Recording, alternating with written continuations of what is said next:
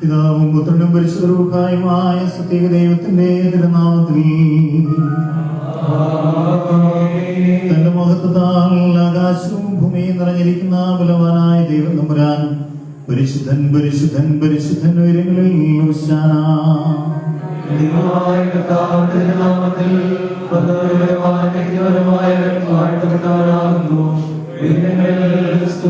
ദൈവമേ നീ പരിശുദ്ധനാകുന്നു,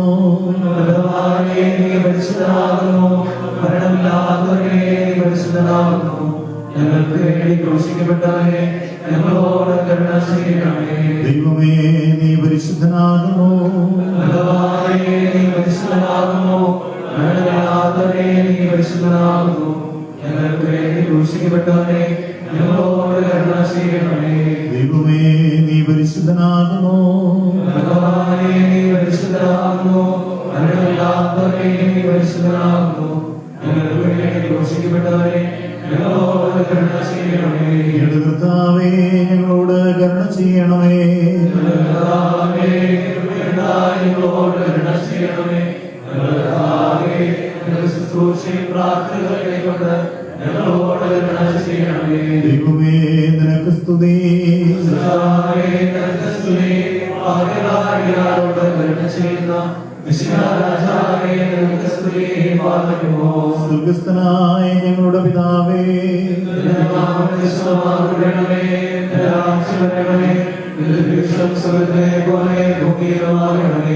ഞങ്ങൾക്ക് ആവശ്യമുള്ള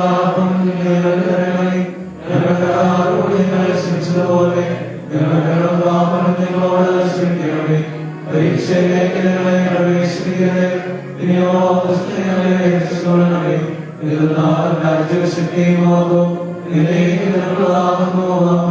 പറഞ്ഞു മറിയമേ നിനക്ക് സമാധാനം.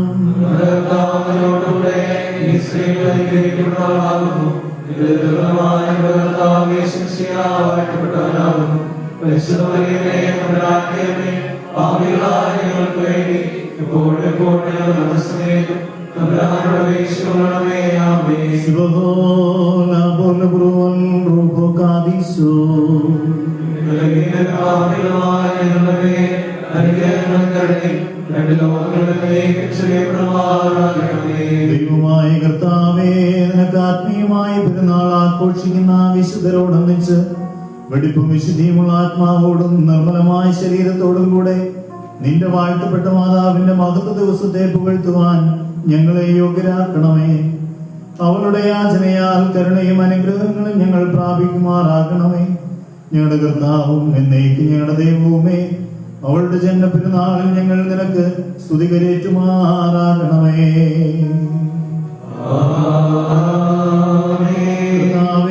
നിന്നെ ഞാൻ വിളിച്ചു, എന്നോട് നീ ഉത്തരമരുളി. എന്റെ വചനങ്ങൾ സൂക്ഷിച്ചു കേൾക്കണമേ.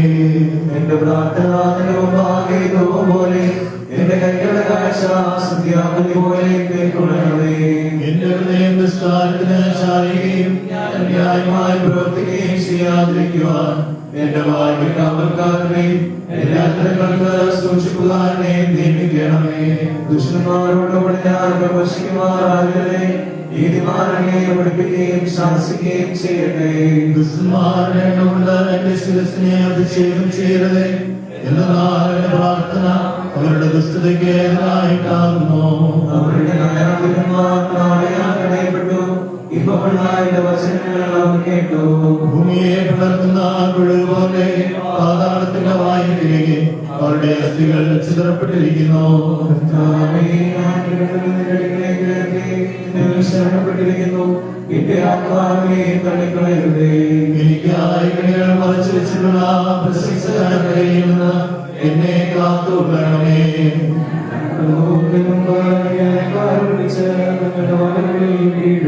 ഞാൻ ദേശത്തുജാതികളുമേ കർത്താവിനെ സ്തുതിപ്പേ. സകലജനങ്ങളുമേ അവനെ നിങ്ങൾ സ്തുതിപ്പേ. ോ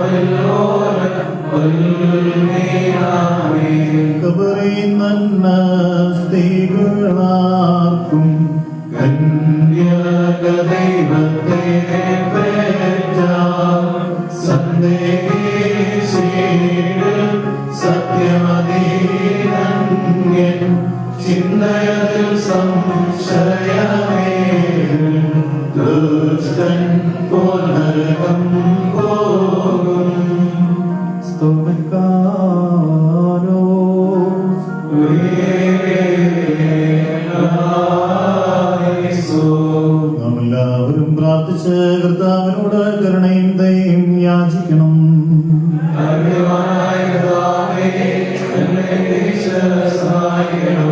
സ്തുതിയും സ്തോത്രവും പ്രഭയും പുകഴ്ചയും മാഞ്ഞുപോകാത്ത നല്ല ഉന്നതിയും എല്ലാ നേരത്തും ഇടപെടാതെ അർപ്പിക്കുവാൻ അടിയങ്ങൾ യോഗ്യരായി തീരണമേ.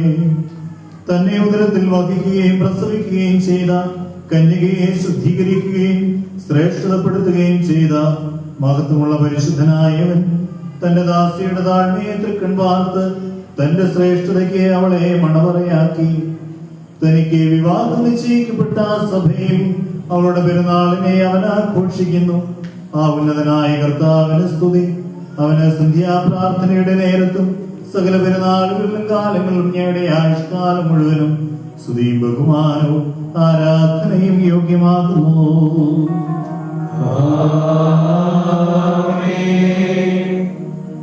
ഇസ്രായേലിന്റെ ദൈവമായ കർത്താവേ, നിന്റെ ദൈവത്വത്തിന്റെ ഉന്നതാവസ്ഥയിൽ പിതാവിനോടും മനുഷ്യത്വത്തിന്റെ വിനീതാവസ്ഥയിൽ മാതാവിനോടും സമനായിരിക്കുന്ന സത്യദൈവമാകുന്നു നീ. യെസക്കിയേൽ ദീർഘദർശി തന്റെ പ്രവചനത്തിൽ അടയ്ക്കപ്പെട്ട വാതിൽ എന്ന് വിളിച്ച അവളിലൂടെ നീ പ്രവേശിച്ചു. ശാരീരിക രഥവും വിശുദ്ധ കന്യകയുമായ മാതാവിനെ ഞങ്ങൾ ഓർക്കുന്നു. ആകയാൽ മാലാഖമാരുടെ എല്ലാ കൂട്ടങ്ങളെക്കാളും ഉയർന്നിരിക്കുന്ന അവളെ ഞങ്ങൾ പുകഴ്ത്തി മഹത്വപ്പെടുത്തുന്നു. എന്തെന്നാൽ അവളുടെ സൃഷ്ടാവിനെ അവൾ മുലപ്പാൽ കുടിപ്പിക്കുകയും ചെയ്തു. അവളെ പറ്റിയുള്ള ദീർഘദർശന പ്രകാരം ഞങ്ങൾ പറയുന്നത് എന്തെന്നാൽ, സ്ത്രീകളുടെ നിന്നയെ നീക്കിക്കളഞ്ഞവളെ നിനക്ക് ഭാഗ്യം. തന്റെ രാജ്യം അവസാനിക്കാത്ത രാജാധിരാജൻ വസിച്ച രഹസ്യങ്ങളുടെ കൊട്ടാരമേ നിനക്ക് ഭാഗ്യം. നിന്റെ പുത്രൻ മൂലം രക്ഷിക്കപ്പെട്ടിരിക്കുന്ന എല്ലാവരിൽ നിന്നും നിനക്ക് ഭാഗ്യം. നിന്നിൽ നിന്നും ജനിച്ച പുത്രനെ സ്തോത്രങ്ങളാൽ പുകഴ്ത്തിക്കൊണ്ട് ഞങ്ങൾ യാചിക്കുന്നു. നിന്റെ പ്രാർത്ഥനയാൽ ഞങ്ങളുടെ കടങ്ങൾ ക്ഷമിക്കപ്പെടുകയും വിശ്വാസികളായി മരിച്ചവർ സ്വർഗീയ ആനന്ദത്തിൽ വിശ്രമിക്കുകയും ചെയ്യുമാറാകണമേ. നിന്നിൽ നിന്നും ജനിച്ച ഞങ്ങളുടെ കർത്താവേ മിശിഹായ്ക്കും അവന്റെ പിതാവിനും പരിശുദ്ധാത്മാവിനും ഞങ്ങൾ ഇപ്പോഴും എല്ലാ സമയത്തും എന്നേക്കും സ്തുതി കരേറ്റുമാറാകണമേ. ഓശോ വബകുൽ സുബ്ഹാനല്ലാഹി.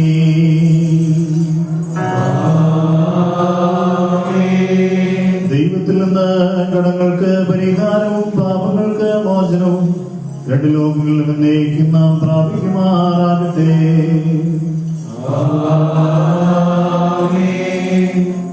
ദാവീദിൻ വംശത്തിൽ നിന്നൊരു കന്യക മാറിയാം പേരും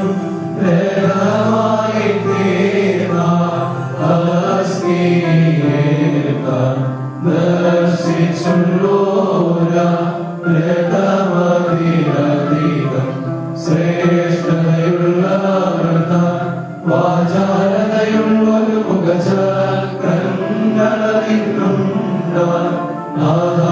സ്തുതി പാടും മാറിയാവിൻ ശ്രേഷ്ഠം. ഹല്ലേലൂയ. അവൾ പ്രാർത്ഥനയാഭയം മാറുമോ. സുബഹോല ബോല ബറുവൽ റൂഹോ കാദീസോ.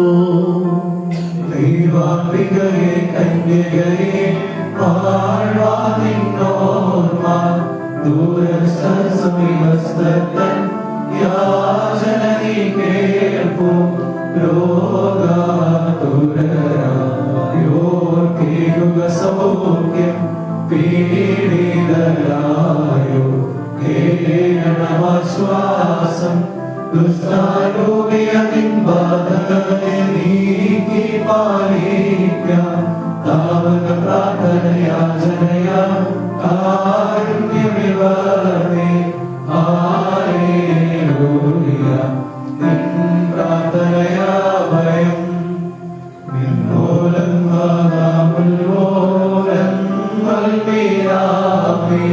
വായുവചനം നാമതിനുള്ളോ വാഴ്ത്തപ്പെട്ടവനാം അറിയാമിന്നവളർഗീക്കും ഭാഗ്യം നൽകിയിടും. മോദകതികൾ വീണവായുള്ളോരാ ധന്യതയ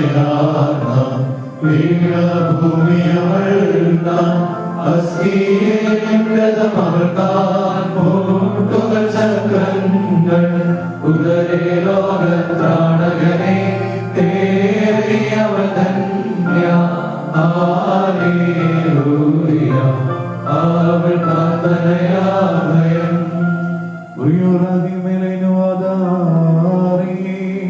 സകല സൗന്ദര്യങ്ങളുടെയും ഉത്കൃഷ്ടതയാൽ ദൈവത്തിന് കൃപമൂലം മാതാവായി തീർന്ന കന്യകയെ കാലത്തേക്ക് വരുന്നതിൽ നിന്നും ജനിച്ചവനോട് ഞങ്ങൾക്ക് വേണ്ടി അപേക്ഷിക്കണമേ.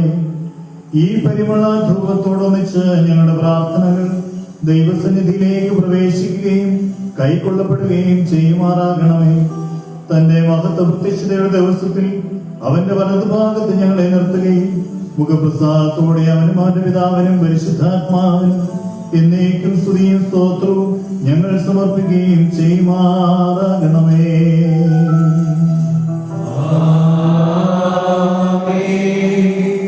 നിന്നാൾ സ്തുതിയുടെ രാജമകൾ ഹല്ലേലൂയ ഓ ഹല്ലേലൂയ നിന്മല ഭാഗ്യ രാജഭാമിനിയും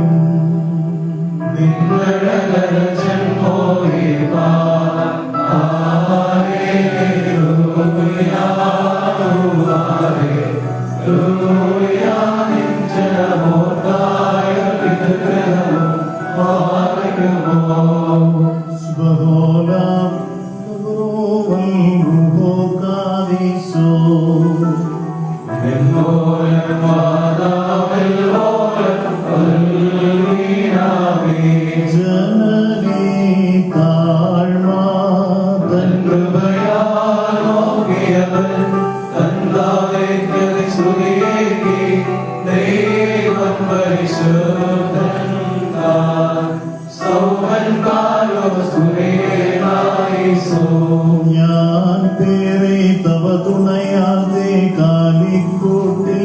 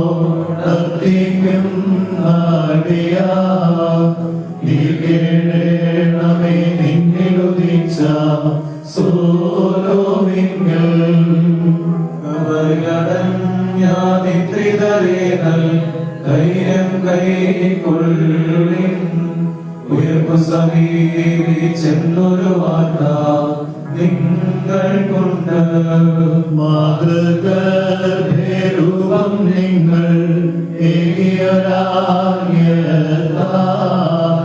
നാശമിടാത്ത പുനരുദ്ധാനം പ്രാപിച്ചിടും. അവരെയാം തന്നോ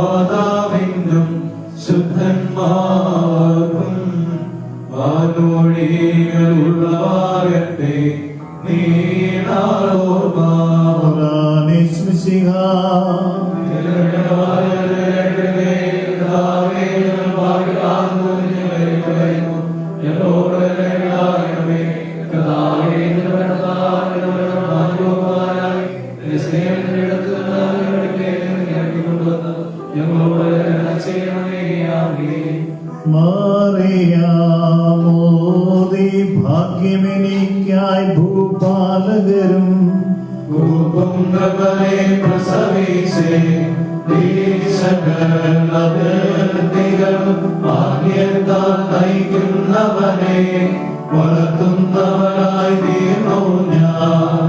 മാർഗമോ ശുഭകൂലാബോലബ്രോവൽ റുഗോകാദീശോ നിൻപോലൻ മാതാവിൽ ഓലം വൽവീനാമേ.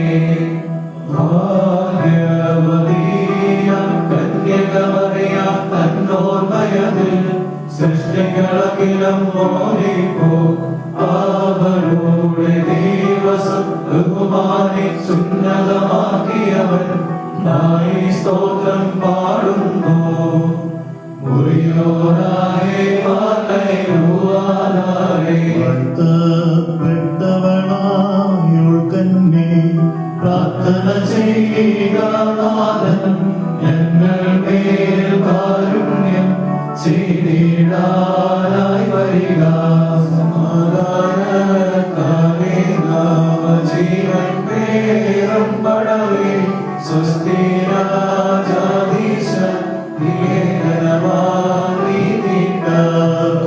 ൊരു ചെമ്പോഴുള്ളോ ധ്യാനം സൂക്ഷിച്ചിടും മന്ദിരമേ സ്വസ്തി വരിക. സമാധാനത്താലേ സോദരം നീറയും കന്യകേ രാജാളിയെ പോറ്റിയ മാടപ്രാവേ വൈവാഹിക ബന്ധം കൂടാത്തോരു വധുവേ സ്വസ്തി ലോക തിങ്കുറബോധമേ വിശ്രാമം നീയേ ദേവാ.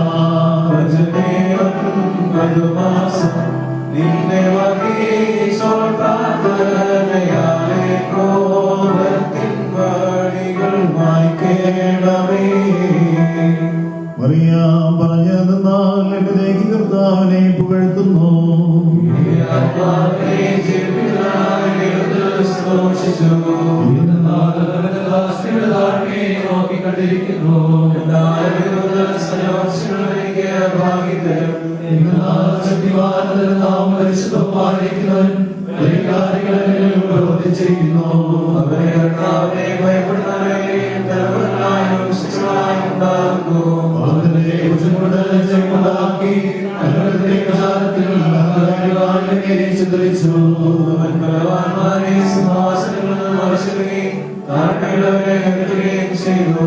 അവൻ വിശപ്പുള്ളവരെ നന്മകൾ കൊണ്ട് സമ്പൂർണ്ണരാക്കുകയും സമ്പന്നന്മാരെ വ്യക്തമായി ലഭിക്കുകയും ചെയ്തു.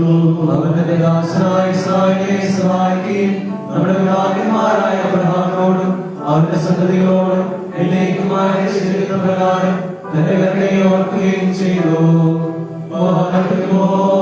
കർത്താവേ, നിന്റെ കരുണയും ചിറകുകളുടെ കീഴിൽ ഞങ്ങളെ മറച്ച് ഞങ്ങളോട് കരുണ ചെയ്യണമേ.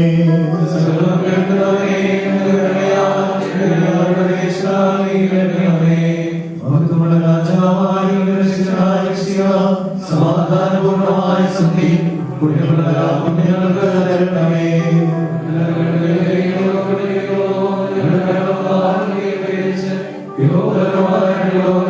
ഞങ്ങളോട് ചെയ്യണമേ. കർത്താവേ, നിന്റെ കരുണ ഞങ്ങളെ മറച്ച് നിൽക്കണമേ. കാത്തുകൊള്ളണമേ. നിങ്ങളുടെ ജീവനോടിക്കുന്ന ആളുകളൊക്കെ ആശ്രയിക്കണമേ. സമാധാനങ്ങളുടെ വാഴുമാറാകണമേ. നിന്നോട് അപേക്ഷിക്കുന്ന ആത്മാക്കൾക്ക് ശരണോപേക്ഷയും നീ നൽകണമേ.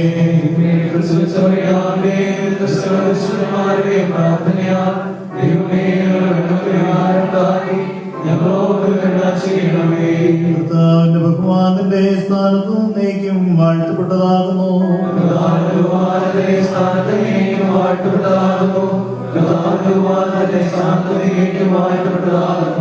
വിശുദ്ധിയും മഹത്വമുള്ള തൃത്വമേ, ഞങ്ങളോട് കരുണ ചെയ്യണമേ.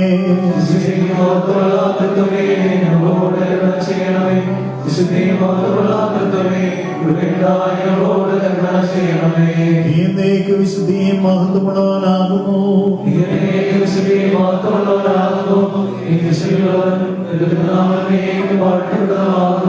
ഞങ്ങളുടെ കർത്താവേ, നിനക്ക് സ്തുതി.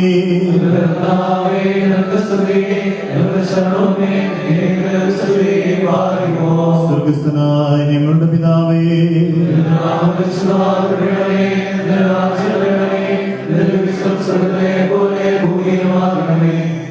ആവശ്യമുള്ള ക്ഷമിച്ചതുപോലെ ഞങ്ങളുടെ പാപങ്ങളോട് ക്ഷമിക്കണമേ.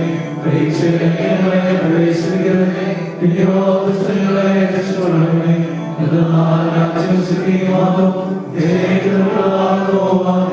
പറഞ്ഞു പറയുമേ, നിനക്ക് സമാധാനം. നമ്മുടെ കർത്താവിനോട് കൂടെ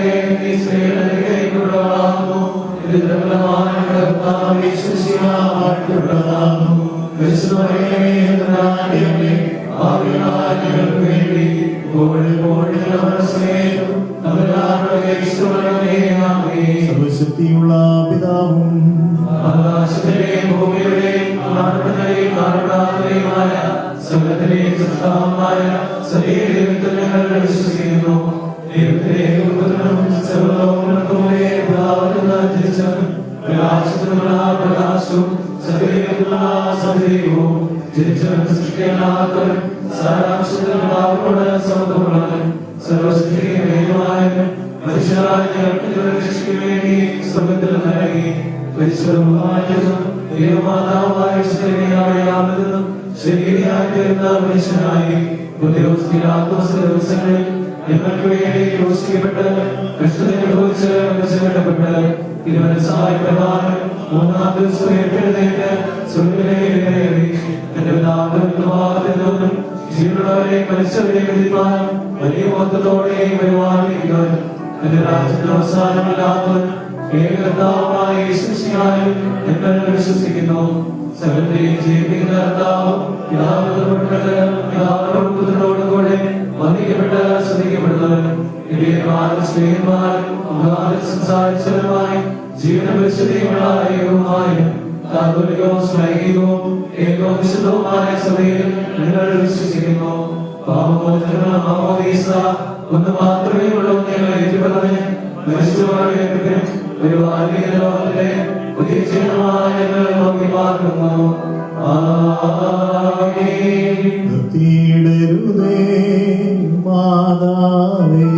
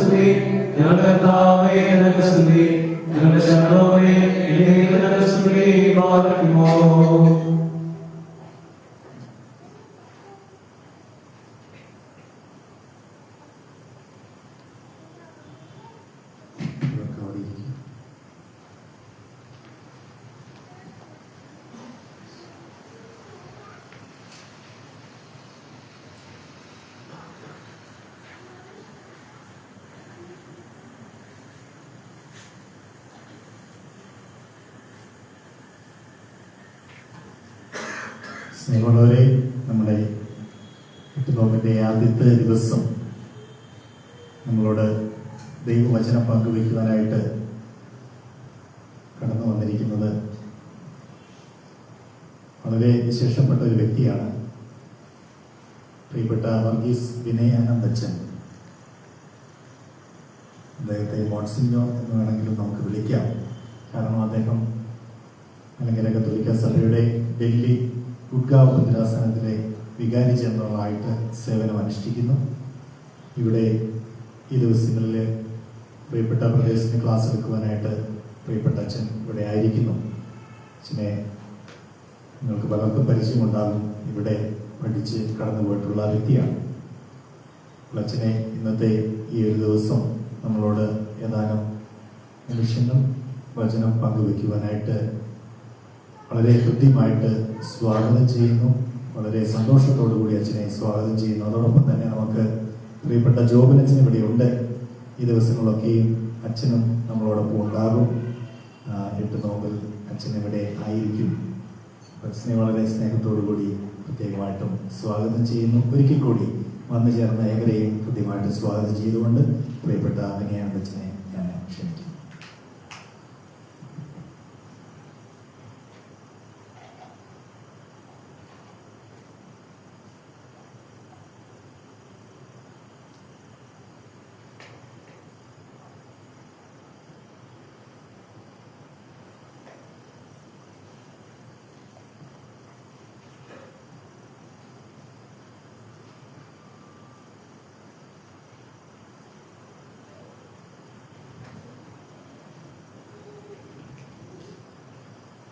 ബഹുമാനപ്പെട്ട സുപ്രിയച്ച, സുപ്രിയമച്ച, നിങ്ങളുടെ വൈദികരെ, ബ്രദേഴ്സ് എന്ന ഞങ്ങളുടെ ഈ ആശ്രമ സമൂഹത്തിനോട് വന്നു ചേർന്നിരിക്കുന്ന നിങ്ങളുടെ പ്രിയപ്പെട്ടവരെ, 8 നോമ്പ് നമ്മൾ ആരംഭിച്ചു.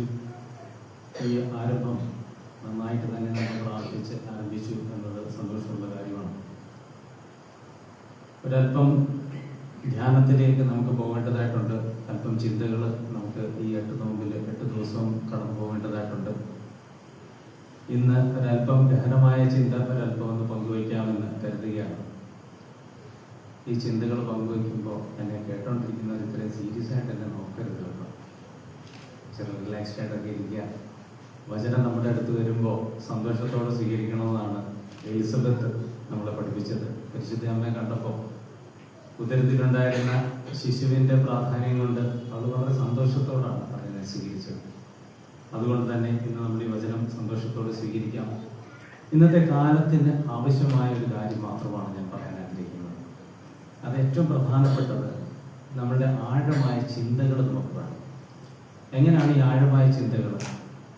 ഞാൻ എന്ന സത്യം വെറും ഒരു മനുഷ്യൻ മാത്രമല്ല, ദൈവത്തിൻ്റെ ഒരു സൃഷ്ടിയാണെന്നുള്ള ചിന്ത നമ്മളെപ്പോഴും പറയാറുണ്ട്. ആരാണ് എന്നെ സൃഷ്ടിച്ചത്? ദൈവമാണ് എന്നെ സൃഷ്ടിച്ചത്.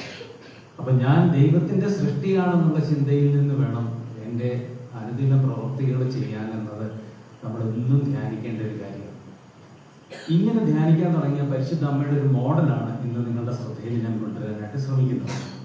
പരിശുദ്ധ അമ്മ ഹൃദയത്തിൽ സംഗ്രഹിച്ച് ഗാഢമായി ചിന്തിച്ചു എന്ന് പറയുന്ന ഒരു ചിന്ത ലൂക്കോസ് സുവിശേഷത്തിൽ പറയുന്നത്.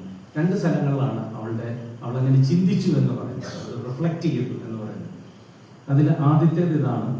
ലൂക്കോസ് എഴുതിയ സുവിശേഷം 2-ാം അധ്യായം 19-ാം വാക്യമാണ്. 18-ാം വാക്യവും കൂടെ ചേർത്ത് വായിക്കുമ്പോൾ അത് എന്താ സംഭവം എന്ന് നമുക്ക് പിടികിട്ടും. അത് കേട്ടവരെല്ലാം ഇടയന്മാർ തങ്ങളോട് പറഞ്ഞ സംഗതികളെ കുറിച്ച് അത്ഭുതപ്പെട്ടു. മറിയമാകട്ടെ ഇവയെല്ലാം ഹൃദയത്തിൽ സംഗ്രഹിച്ച് ഗാഢമായി ചിന്തിച്ചുകൊണ്ടിരുന്നു. യേശു ജനിച്ച സംഭവമാണ്. മാലാഖമാരൊക്കെ സ്വർഗത്തിൽ നിന്ന് വന്ന് വലിയ സംഭവങ്ങളൊക്കെ പറഞ്ഞു. ആട്ടിടയന്മാരൊക്കെ അതിങ്ങനെ കണ്ട് അത്ഭുതപ്പെട്ടതേ ഉള്ളൂ. മറിയം ഒരു സ്റ്റേജും കൂടി അടുത്ത സ്റ്റേജിലോട്ട് കയറി. ഒന്ന്, അവൾ അത്ഭുതപ്പെട്ടു എന്ന് മാത്രമല്ല, ഈ കാര്യങ്ങളൊക്കെ പെട്ടെന്ന് നമുക്ക് പിടികിട്ടിയില്ല. അതുകൊണ്ട് ഇതൊക്കെ ഹൃദയത്തിൽ സംഗ്രഹിച്ച് ഗാഢമായി ചിന്തിച്ചുകൊണ്ടിരുന്നു. ഇത് കഴിഞ്ഞ് കാലം മുന്നോട്ട് പോയി. യേശു വളർന്നു തുടങ്ങി. ഒരു 10-12 വയസ്സായപ്പോൾ യേശുവിൻ്റെ ജീവിതത്തിൽ ഒരു സംഭവം നടക്കുന്നുണ്ട്.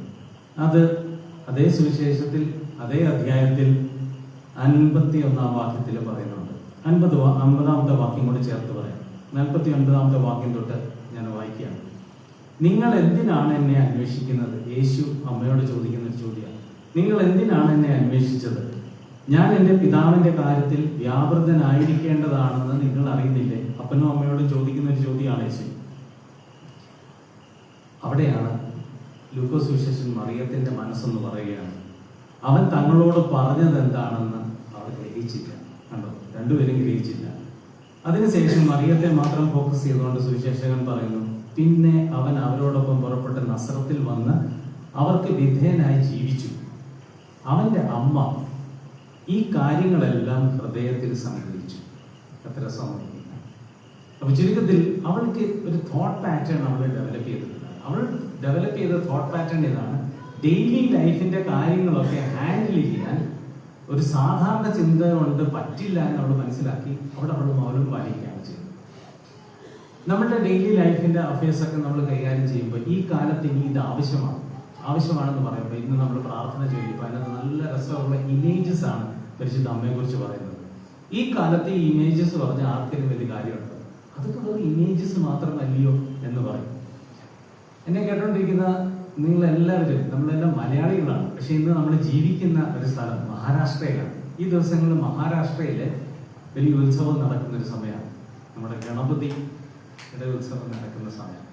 ഈ ഗണപതിയെ കുറിച്ചൊരു കഥ നമുക്കറിയാം. എങ്ങനെയാണ് ഗണപതിക്ക് ആനയുടെ തല കിട്ടിയതെന്ന് നമുക്കറിയാം. എങ്കിലും ഈ സമയത്തൊന്ന് ചിന്തിക്കുന്നതല്ല. എന്തിനാണ് ഞാൻ ഈ ചിന്ത കൊണ്ടുവരാനായിട്ട് ശ്രമിക്കുന്നതിലാണ്, വേദങ്ങൾ നമ്മളുടെ ഒരു വലിയ ശക്തിയാണ്. ഇന്ത്യൻ ഭാഷയ്ക്ക് വേദങ്ങൾ ഒരു ശക്തിയാണ്. വേദങ്ങളിൽ പറയുന്ന ഒരു കാര്യമുണ്ട്, നിത്യ അനിത്യ വസ്തുഭേദം.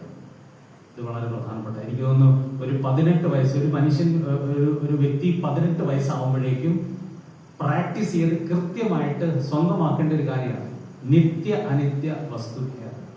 എന്ന് വെച്ചാൽ നമ്മുടെ ജീവിതത്തിൽ നിത്യമായിട്ടുള്ളത് എന്തെന്നും അനിത്യമായിട്ട്, what is temporal and what is eternal, ഇത് തമ്മിലുള്ള ഒരു ഡിഫറൻസ് ഒരു 18 വയസ്സാകുമ്പോഴേക്കും, പ്രായപൂർത്തിയായോ ലൈസൻസ് ഒക്കെ എടുക്കാൻ പോകുന്നതിന് മുമ്പ് തന്നെ ഇത് നമുക്കറിയാം. What is the difference between ഇത് തമ്മിലുള്ള. എന്നിട്ട് ഞാൻ തിരഞ്ഞെടുക്കുന്നത് എവിടുന്നാണ്? ഞാൻ അനിത്യമായിട്ടുള്ളത് തിരഞ്ഞെടുക്കണമെന്നാണ് ഈശോ നമ്മളെ പഠിപ്പിച്ചത്. അപ്പൊ ഈ അനിത്യമായിട്ടുള്ള തിരഞ്ഞെടുക്കണം. ഈ അനിത്യം എന്താ കണ്ടാൽ നമുക്ക് പെട്ടെന്ന് മനസ്സിലാവില്ല, കാരണം അത് കുറെ കൂടി സട്ടിലാണ്. ഈ ദിവസങ്ങളിൽ 5 വർഷം പ്രണയിച്ച ഇന്നിപ്പോ 25 വയസ്സുള്ള ഒരു പെൺകുട്ടിയുടെ ഒരു പ്രശ്നം നിങ്ങളുടെ മുന്നിൽ പറയാം. ഇതെങ്ങനെ നമ്മളൊരു സൊല്യൂഷൻ കൊണ്ടുവരുന്നത്? അവള് പറയുന്നത് ഇതാണ്, അച്ഛൻ ഞാൻ പ്രണയിച്ചു, 5 വർഷം പ്രണയിച്ചു, ഇടയ്ക്കൊക്കെ ഞങ്ങൾ വഴക്കൊക്കെ ഉണ്ടാകുന്നുണ്ടായിരുന്നു. പക്ഷെ ഇപ്പോഴത്തെ അവന്റെ പ്രശ്നം ഇതാണ്, എനിക്ക് എത്രയും പെട്ടെന്ന് കല്യാണം കഴിക്കണം. അപ്പൊ അതായിരുന്നു ഞാൻ ആഗ്രഹിച്ചത്. 5 വർഷം പ്രണയിച്ചു, അതൊക്കെ മതി, ഇനി എത്രയും പെട്ടെന്ന് കല്യാണം കഴിക്കണം. 25 വയസ്സായി, അവന് 27 വയസ്സായി. അപ്പം കല്യാണം കഴിക്കണം. ഇപ്പൊ എന്താണ് അവനോട് പറഞ്ഞപ്പോ അവൻ പറയുക, കല്യാണത്തിന്റെ ഒരു 5 ലക്ഷം രൂപ ചെലവ് നിന്റെ ഭാഗത്തുനിന്ന് കൊടുക്കണം. പക്ഷെ എന്റെ കയ്യിൽ സമ്പാദ്യമൊന്നുമില്ല, അത്യാവശ്യം ഇച്ചിരി സമ്പാദ്യമൊക്കെ ഉള്ളൂ. എന്റെ അപ്പനും അമ്മയും അങ്ങനെ സമ്പാദിച്ചു വെച്ചിട്ടില്ല. അതുകൊണ്ട് ഞാൻ ഈ വിഷയം എന്റെ അപ്പനും അമ്മയോടും പറഞ്ഞു, അവരും ഇപ്പൊ കൈമാറ്റി. അപ്പൊ അവളുടെ ഇപ്പോഴത്തെ പ്രശ്നം ഇതാണ്, അവൾ ഒറ്റയ്ക്ക്, എന്റെ അപ്പനും അമ്മയും പോലും എന്നെ സപ്പോർട്ട് ചെയ്യുന്നില്ല. എന്റെ ചേച്ചിയുടെ കല്യാണം നടത്തി വിട്ടു, ഇത് 2ാമത്തെ മോൾ. ഇപ്പൊ എന്നെ ആരും നോക്കാനില്ലെന്നുള്ള സങ്കടമാണ് അവൾക്ക്. എന്താ വെച്ചത്? എങ്ങനെ തീരുമാനിക്കപ്പെടുന്നത്? പ്രാക്ടിക്കലായിട്ടുള്ള വലിയൊരു പ്രശ്നം. ഇവിടെ ഒരു 18 വയസ്സായപ്പോ ഈ പെൺകുട്ടി, ഞാൻ ഈ പറഞ്ഞ കാര്യം ഒന്ന് തിരിച്ചറിഞ്ഞായിരുന്നു, അവൾക്കിപ്പോ സങ്കടം വരത്തില്ല. ഈ നിത്യ അനിത്യ ഭേദം തിരിച്ചറിഞ്ഞിരുന്നെങ്കിൽ നിത്യമായിട്ടുള്ളത് എന്താണ്, അനിത്യമായിട്ടുള്ളത് എനിക്ക് സങ്കടം വരത്തില്ലായിരുന്നു. ഇവളുടെ അപ്പനും അമ്മയും വിവാഹവും ഈ 5 ലക്ഷം രൂപയും ഇതെല്ലാം നിത്യമാണ്, അനിത്യമാണ്. ഇത് അനിത്യമാണ്, ഈ ഭൂമിക്ക് വേണ്ടിയുള്ളതാണ്. പക്ഷെ ഇതിന് അതിൻ്റെതായ വാല്യൂ ഉണ്ട്. എവിടെ നിന്നുകൊണ്ടാണ് ഞാൻ എന്നെ കാണുന്നതെന്നുള്ളതാണ്. അനിത്യമായിട്ട് ഒന്നിലേക്ക് ഞാൻ യാത്ര ചെയ്യുമ്പോൾ എന്റെ യാത്രാ മധ്യേ ചില തിരഞ്ഞെടുപ്പുകളൊക്കെ നടത്തുന്നത് ഭാഗമാണ് വിവാഹം എന്നത്. അത് പ്രണയിച്ചിട്ട് 5 വർഷം കഴിയുമ്പോൾ കല്യാണം കഴിക്കണം എന്നത് നിശ്ചയിച്ചത് ദൈവമാണെന്ന് ഞാൻ നിശ്ചയിച്ചു. അവിടെയാണ് വിഷയം. അപ്പൊ ഇപ്പൊ കൺഫ്യൂഷനാ, ഇത് തമ്മിൽ എങ്ങനെ തിരഞ്ഞെടുക്കും? ഇവിടെ പരിശുദ്ധ അമ്മയുടെ മോഡലേ നമുക്ക് മാറുള്ളൂ. അതുകൊണ്ട് നമ്മുടെ കുഞ്ഞുങ്ങളെ എല്ലാം നമുക്ക് പഠിപ്പിക്കാം. നമ്മൾ ചെയ്തിട്ടില്ലെങ്കിൽ അത് നമുക്കും പഠിക്കാം. ഇനിയും നിത്യ അനിത്യ ഭേദം. അപ്പൊ ഗണപതി നമ്മളെ ചില പഠിപ്പിക്കുന്ന കാര്യങ്ങൾ ഒന്ന് ശ്രദ്ധയിൽ. കാരണം ഈ നാട്ടിൽ നിന്ന് ചിന്തിക്കുമ്പോൾ ഇപ്പൊ ഈ ലൈവായിട്ട് നടക്കുന്ന കാര്യം, ഗണപതിക്ക് തല കിട്ടിയത് എങ്ങനെയാണെന്ന് ചിലർക്കൊക്കെ അറിയായിരിക്കും, ചിലർക്ക് അറിയില്ല. കഥയെന്ന് പറയാം, വളരെ സിമ്പിളാണ്.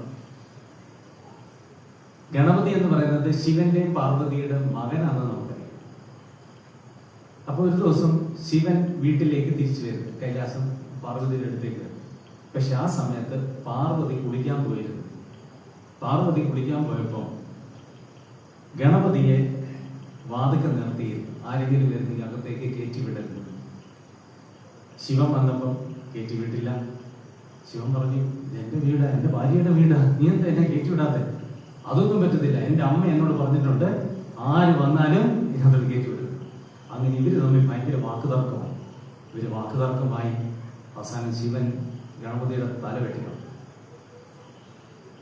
തല വെട്ടിക്കളഞ്ഞപ്പോഴത്തേന് കുളിയൊക്കെ കഴിഞ്ഞിട്ട് പാർവതി വന്നിട്ടുണ്ട്, സ്വന്തം മോനിങ്ങനെ ഭയങ്കര സങ്കടമായി. ഭർത്താവിനോടും ദേഷ്യം വന്നു, ഭയങ്കര ദേഷ്യം വന്നു.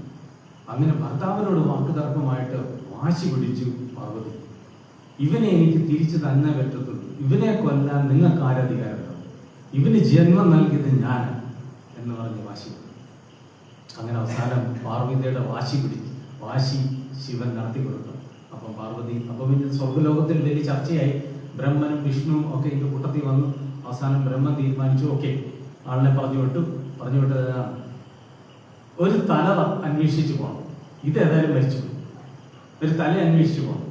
ആ തല അന്വേഷിച്ചു പോകുമ്പോൾ ആദ്യം പോകുന്ന വഴിക്ക് ആദ്യം കാണുന്ന വടക്കോട്ട് നോക്കിക്കിടക്കുന്ന ഒരു ജീവിയുടെ തല, അത് മനുഷ്യൻ അതിൽപ്പെടുന്നോ അന്നിരുന്നാണ്, നോർത്തിലോട്ട് വടക്കോട്ട് നോക്കിക്കിടക്കുന്ന ഒരു ജീവി. അങ്ങനെ അന്വേഷിച്ചിറങ്ങി ഇവര് പോയി കണ്ടുപിടിച്ചുകൊണ്ട് വന്നപ്പോൾ വടക്കോട്ട് നോക്കിക്കിടന്നത് ഒരു ആനയാണ്. അങ്ങനെ ആനയുടെ തല വെട്ടിക്കൊണ്ട് വന്നു. ആ തലയാണ് ഈ ഗണപതിക്ക് വെച്ചിട്ട് ജീവൻ കൊടുത്തു. അതോടുകൂടി ഫുൾ പവർഫുള്ളായി. അതായിരുന്നു പാർവതിയുടെ ഒരു ആവശ്യം. നീ ഇതിനെ നശിപ്പിച്ചത് കൊണ്ട് നീ ശിവൻ കംപ്ലീറ്റ്ലി ഫുൾ കോൺഷ്യസ്നെസ്, അതായത് ദൈവങ്ങളുടെ ഏറ്റവും ടോപ്പസ്റ്റ് ലെവലിൽ നിൽക്കുന്ന ആളായതുകൊണ്ട് നീ കൊടുക്കുമ്പോൾ ഇതിന് ശിക്ഷയായിട്ട് എൻ്റെ മകൻ എല്ലാത്തിലും എല്ലാ ദൈവങ്ങളെ കാട്ടി പവർഫുൾ ആയിട്ടുള്ള ഒരു ദൈവമായിരിക്കണം. ശിവൻ സമ്മതിച്ചു. അങ്ങനെയാണ് ആ പേര് തന്നെ വന്നത്, ഗണപതി. അങ്ങനെ ഇവന് ജീവൻ കൊടുത്തു. ഗണപതി എന്ന വാക്കിന്റെ അർത്ഥം നിങ്ങൾക്ക് അറിയായിരിക്കും. രണ്ട് സാൻസ്ക്രിറ്റ് വാക്കാണ്, രണ്ട് വാക്കുകളാണ്. ഗണം പ്ലസ് പതി, ഗണങ്ങളുടെ പതി, the Lord of the groups. ദൈവങ്ങളുടെ ഗ്രൂപ്പ്സിന്റെ ഏറ്റവും ടോപ്പസ്റ്റ് നിൽക്കുന്ന വ്യക്തിയാണ്. അങ്ങനെയാണ് ഗണപതി എന്നുള്ള പേര് വന്നത്. ഓക്കെ, ഇത് കേട്ടോണ്ടിരുന്നപ്പോൾ ഒത്തിരി സംശയം ചിലപ്പോൾ മനസ്സിൽ തോന്നി കാണിക്കുന്നു. ഇത് കഥ വായിച്ചപ്പോൾ എനിക്ക് ഭയങ്കര സംശയം തോന്നി. എന്താണെന്നറിയാം, നിങ്ങൾക്ക് ആ സംശയം ഉണ്ടോ എന്ന് അറിയില്ല. എൻ്റെ കൂടെ നിങ്ങളോട് സംശയിക്കുക. സംശയം ഇത്രയ്ക്കേ ഉള്ളൂ, ഇങ്ങനെ മൂക്കത്തെ ശുണ്ടി നിൽക്കുന്ന ഈ ശിവൻ എങ്ങനെ ഒരു ദൈവമാകട്ടെ? എന്തൊരു ദൈവമോ? ഒന്നാമത്തെ സംശയം. രണ്ടാമത്തെ സംശയം, ഗണപതിയെ കണ്ടിട്ട് എന്തേ ശിവൻ തിരിച്ചറിയാമേ? പാർവതിയുടെ മകനാണെങ്കിൽ ശിവൻ തിരിച്ചറിയണ്ടായിരുന്നു, അതെന്താ തിരിച്ചറിയാൻ? അപ്പൊ ഈ വാശി പിടിച്ചിട്ട് ഇവനെ എന്തിനെ കൊന്നു കളഞ്ഞേ? ഇനി സ്വന്തം വീട്ടിൽ വരുമ്പോ സ്വന്തം ഭാര്യയെ വിളിക്കുന്നത് കാണുന്ന, അല്ലെങ്കിൽ ആ സമയത്ത് ഭവനത്തിൽ കയറുന്നത് കാണുന്നതല്ല, ഭവനത്തിൽ കയറുന്നതിന് എന്തോ കുഴപ്പമെന്തോ. അപ്പൊ ഇങ്ങനെയുള്ള 100,000 ചോദ്യങ്ങളുണ്ട്. പക്ഷേ പുരാണത്തിലെ ഈ കഥ ഇതൊന്നും അല്ല നമ്മളോട് പറയാൻ ശ്രമിക്കുന്നേ. ആവശ്യമില്ലാത്ത ചോദ്യങ്ങളിലോട്ട് പോകാൻ പുരാണം ആഗ്രഹിക്കുന്നില്ല. അവിടെയാണ് നിത്യ അനിത്യ ഭേദം ഈ വേദങ്ങളിലൂടെ പറഞ്ഞത്, ഈ പുരാണത്തിന്റെ ഈ കഥയിലൂടെ നമ്മളോട് പറയുന്നത്. ഒരു കാര്യം വളരെ കൃത്യമാണ്, ജ്ഞാനികൾ, ഹിന്ദു പുരാണങ്ങളെ പഠിക്കുന്ന ജ്ഞാനികൾ അവർ കൃത്യമായിട്ട് പറയുന്നുണ്ട്, ശിവനും പാർവതിയും അല്ലെങ്കിൽ ബ്രഹ്മ വിഷ്ണു മഹേശ്വര ഒക്കെ എല്ലാം ആരുണ്ടാക്കിയ ദൈവങ്ങളാണ്?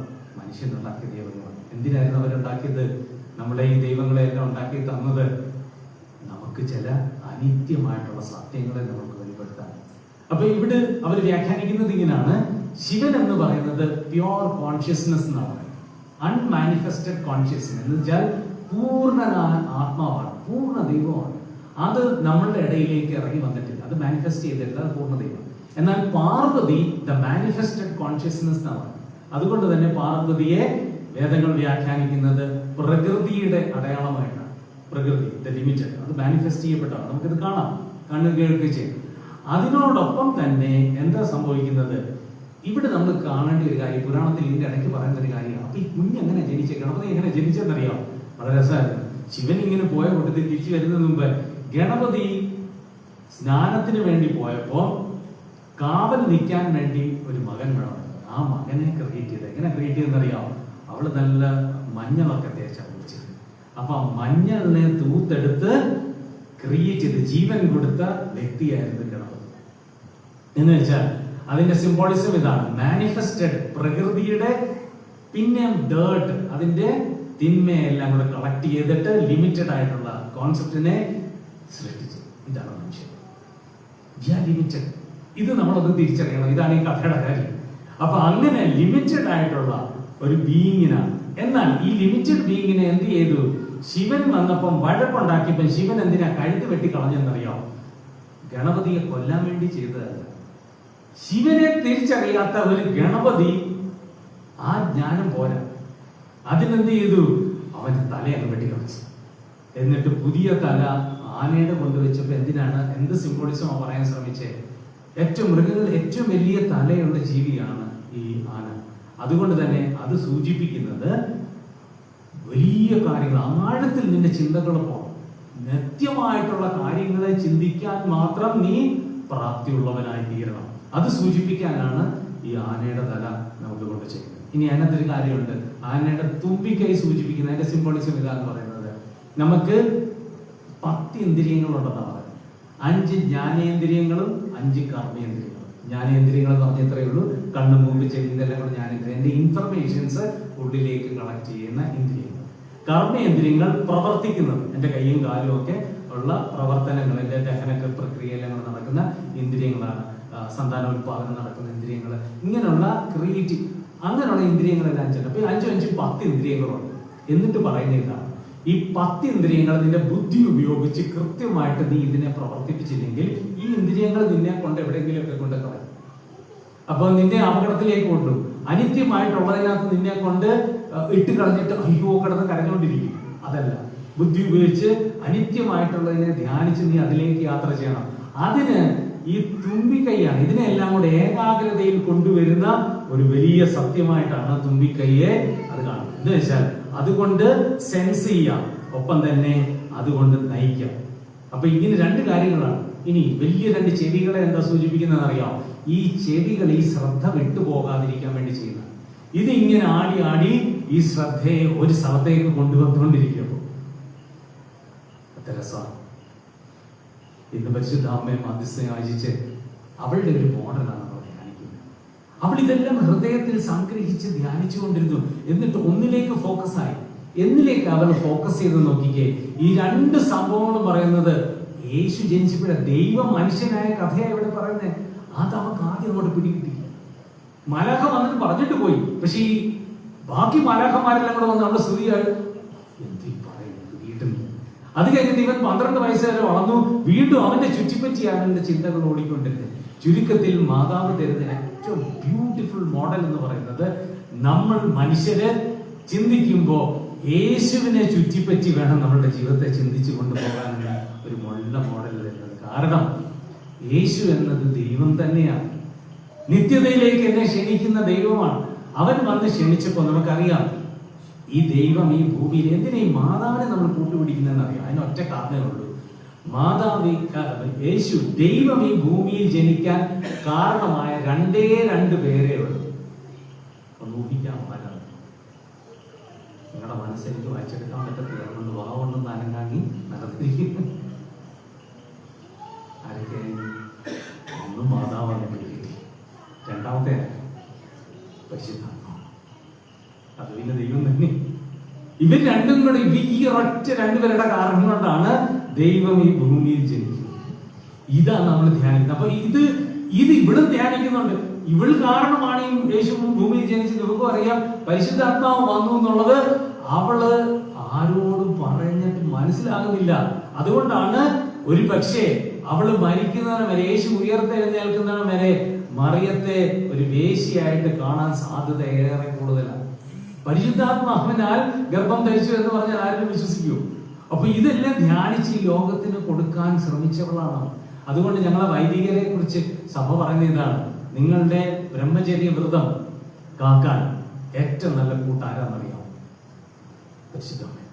അതിന് കാരണം അവള് കന്യകയായിരുന്നു. അവളൊരു പുത്രന് ജന്മം നൽകിയെങ്കിലും കന്യകയായിരുന്നു. അത് കന്യകയായെന്ന് എങ്ങനെയാണെന്നറിയോ? ഫുൾട്ടൻഷീന് നല്ല രസമായിട്ട് അദ്ദേഹത്തെ വേൾഡ്സ് ഫസ്റ്റ് ലവ് എന്ന് പറഞ്ഞിട്ട് മാതാവിനെ വിശേഷിപ്പിക്കും. അതിനകത്തൊരു നല്ല രസമുള്ള ഒരു വാചകം. അവള് കന്യകയായത് അല്ലെങ്കിൽ അവളുടെ കന്യത്വം മെയിൻറ്റെയിൻ ചെയ്തത് ഇങ്ങനെയാണ്, പുരുഷനിൽ നിന്ന് അകന്നു കൊണ്ടത് മാത്രമല്ല അവള് കന്യകയായത്, ദൈവത്തോട് അടുത്ത് ചെന്നത് കൊണ്ട് കൂടിയാണ്. അപ്പൊ പുരുഷനെ അറിയാത്തത് കൊണ്ടല്ല കന്യകയായത്, ദൈവത്തെ അറിഞ്ഞത് കൊണ്ടാണ്. അപ്പൊ ചുരുക്കത്തിൽ ഈ ഭൂമിയിൽ വിശുദ്ധരാകാൻ ആഗ്രഹിക്കുന്നെങ്കിൽ ലിമിറ്റഡ് ആയിട്ടുള്ള സിറ്റുവേഷൻസിൽ നിന്ന്, നമ്മുടെ ഗണപതിക്ക് ചെയ്തതുപോലെ കഴുത്തുപറ്റിക്കണം, ഈ ലിമിറ്റഡ് ആയിട്ടുള്ള സിറ്റുവേഷനിൽ നിന്ന് നമ്മൾ അകന്നു പോകുന്നതോടൊപ്പം തന്നെ അൺലിമിറ്റഡ് ആയിട്ടുള്ള റിയാലിറ്റിക്ക് നമുക്ക് അടുത്ത് വരേണ്ടതായിട്ടുണ്ട്. അതിന് ഒരു ഇമേജ് കൂടി ഒന്ന് ഷെയർ ചെയ്ത് നമ്മുടെ ഈ ധ്യാനം അവസാനിപ്പിക്കാം. എനിക്ക് നല്ല ഇഷ്ടമുള്ള ഒരു ഇമേജാണ് വാഗ്ദാന പേടകമായിട്ട് പരിശുദ്ധ അമ്മയെ പറയുന്നത്. വാഗ്ദാന പേടകമായി. അത് നമ്മൾ ഇനി നമ്മുടെ മധ്യസ്ഥ പ്രാർത്ഥനയിൽ ആ ഇമേജസ് വാഗ്ദാന പേടകം, ആർട്ട് ഓഫ് കവനന്റ് ഉണ്ട്. ഈ വാഗ്ദാന പേടകം എന്ന് കിട്ടിയാന്നറിയാം, മരുഭൂമിയിൽ വെച്ച് ഇസ്രായേൽ ജനം ചുമന്നുകൊണ്ട് നടന്നതാണ്. അവസാനം പുതിയ നിയമത്തിലെ വാഗ്ദാന പേടകമായി മറിയും. അവളാണ് യഥാർത്ഥ വാഗ്ദാന പേടകം. എങ്ങനെയാണെന്നറിയോ വാഗ്ദാന പേടകം സംഭവിക്കുന്നതാണ്? വാഗ്ദാന പേടകം അവർ വഹിച്ചുകൊണ്ട് പോകുന്ന ഒരു പേടകമാണ്. അതിനകത്ത് 3 കാര്യങ്ങളാണ് ചെയ്യുന്നത്. ഒന്നാമത്തെ കാര്യം, ഒരു നല്ല സ്വർണ്ണ ഡപ്പയ്ക്കകത്ത്, നല്ലൊരു ചെറിയൊരു ജാറിനകത്ത് മുഴുവൻ സ്വർണ്ണമാണ്. അതിനകത്ത് മന്ന സൂക്ഷിച്ചിട്ടുണ്ട്. അവർക്ക് മരുഭൂമിയിലൂടെ യാത്ര പോയപ്പോൾ അവർക്ക് ഡെയിലി കിട്ടിക്കൊണ്ടിരുന്നത്. അത് സ്റ്റോർ ചെയ്യാൻ പറ്റാത്തൊരു ഭക്ഷണ സാധനമാണ്. അത് സ്റ്റോർ ചെയ്യാൻ പറ്റത്തില്ല. എന്നാൽ അതിനകത്ത് ഒരു പീസ് എടുത്ത് ഇതിനകത്ത് വെച്ചോളാം, അത് കേടായില്ല. അപ്പൊ അതിനകത്ത് ഒരു നല്ല ജാറിനകത്ത് മന്ന അതിനകത്ത് സൂക്ഷിച്ചു. രണ്ടാമത്തെ കാര്യമാണ് മോശയ്ക്ക് കിട്ടിയ 10 കൽപ്പന എഴുതിയ പലക, അതതിനകത്തുണ്ട്. മൂന്നാമത്തേതാണ് അഹറോന്റെ തളിർത്ത വടി. ഒരിക്കലും തളിർക്കാൻ ഒരു സാധ്യതയില്ലാത്ത വടി, തളർത്തുക, അതിനൊക്കെ നമ്മൾ ബൈബിൾ അറിയാം. അത് വെച്ചു. ഈ 3 സൂചിപ്പിക്കുന്ന എന്തൊക്കെയാണെന്ന് അറിയാം? പുതിയ നിയമത്തിൽ വരുമ്പോൾ ഇത് സൂചിപ്പിക്കുന്നത് നല്ല രസമാണ്. പഴയ നിയമത്തിലെ മന്നയാണ് പുതിയ നിയമത്തിലെ കുർബാനയായി മാറി. പഴയ നിയമത്തിലെ നിയമങ്ങളാണ് പുതിയ നിയമത്തിലെ യേശുവിൽ പൂർത്തിയായ നിയമങ്ങളായ സ്നേഹത്തിന്റെ നിയമമായി മാറി. പഴയ നിയമത്തിലെ തളർത്ത വടി പൗരോഹിത്യത്തെ സൂചിപ്പിച്ചത് പുതിയ നിയമത്തിലെ പൗരോഹിത്യത്തിന്റെ പൂർണ്ണതയായ യേശു. ഇത് 3 കൂടി, ഈ 3 കാര്യങ്ങളും കൂടി ഒരാളിൽ വന്നു ചേർന്നു. യേശു എന്നത് അവൻ ജന്മം കൊണ്ട സ്ഥലം, അവൻ ഉരുവായ സ്ഥലം, അവനെ വഹിച്ച ഉദരം ആരായിരുന്നു? മറിയമൻ. അതുകൊണ്ടാണ് മറിയത്തെ നമ്മൾ എന്ത് വിശേഷിപ്പിക്കുന്നത്? വാഗ്ദാന പേടകം. അപ്പൊ ചുരുക്കത്തിൽ ഇസ്രായേൽ ഈ വാഗ്ദാന പേടകം എന്തിനാ കൂടെ കൊണ്ട് നടക്കണമെന്ന് അറിയാം. അവിടെയാണ് നമ്മൾ എന്ത് ധ്യാനിക്കുകയും 8 നോമ്പ് ആചരിക്കുകയും മാതാവിനെ കൂട്ടുപിടിക്കുകയും ചെയ്യുന്നതിന്റെ ബ്യൂട്ടി. ഈ വാഗ്ദാന പേടകം എപ്പോഴൊക്കെ ഇവരുടെ കൂടെ ഉണ്ടായിരുന്നോ, അതിന്റെ ഐശ്വര്യം ഇവരുടെ കൂടെ ഉണ്ടായിരുന്നോ, ഇസ്രായേൽ ജനം ജയിച്ചുകൊണ്ട് അവര് ബുദ്ധിമുട്ടുകളെല്ലാം തരണം ചെയ്തു പോയിക്കൊണ്ടിരുന്നു. കാരണം അനിത്യമായ ഒരു പ്രസൻസ്, അനിത്യതയുടെ പ്രസൻസ്, നിത്യതയുടെ പ്രസൻസ് അനിത്യതയിൽ അവർക്ക് കിട്ടിക്കൊണ്ടിരുന്നു. അവർക്ക് കൺഫ്യൂഷൻസ്, പ്രോബ്ലം വരുന്നത് അനിത്യതയിൽ നിന്നാണ്. പക്ഷെ നിത്യത്തിന്റെ പ്രസൻസ്, പെർഫെക്റ്റ് പ്രസൻസ് ഉണ്ടായിരുന്നുകൊണ്ട് അവരതിനെ ഓവർകം ചെയ്യുന്നുണ്ട്. ഇതിനിടയ്ക്ക് നിങ്ങൾക്ക് അറിയാം, ബൈബിളിൽ പറയുന്ന ഒരു കാര്യമാണ്, ഇത് ഒരാൾ അടിച്ചോണ്ട് പോകണം.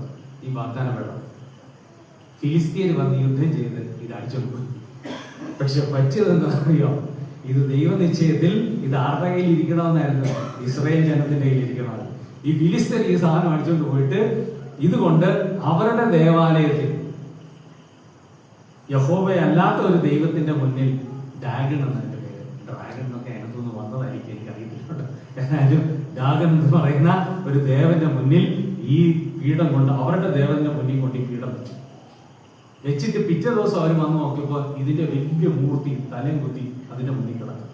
ഓക്കെ, അവരെന്ത് ചെയ്തു? അതിനെ നൂർത്ത് വെച്ച്. അടുത്ത ദിവസം വന്ന് നോക്കിയപ്പോൾ ഉണ്ട് ഇത് തലയും കുത്തി കിടക്കുന്നത് മാത്രമല്ല, ഇതിന്റെ കൈകൊണ്ട് വെട്ടി ദൂരെ കളഞ്ഞിരിക്കുന്നു. അപ്പൊ അവർക്ക് മനസ്സിലായി ഈ വാഗ്ദാന പേടകത്തിന്റെ ഉടമ കൊച്ചി ആളൊന്നും. അത് കഴിഞ്ഞിട്ട് അവരെന്ത് ചെയ്തു? ആ ദേവാലയത്തിൽ നിന്ന് എടുത്തോണ്ട് പോയി വേറൊരു സ്ഥലത്ത് വെച്ചു.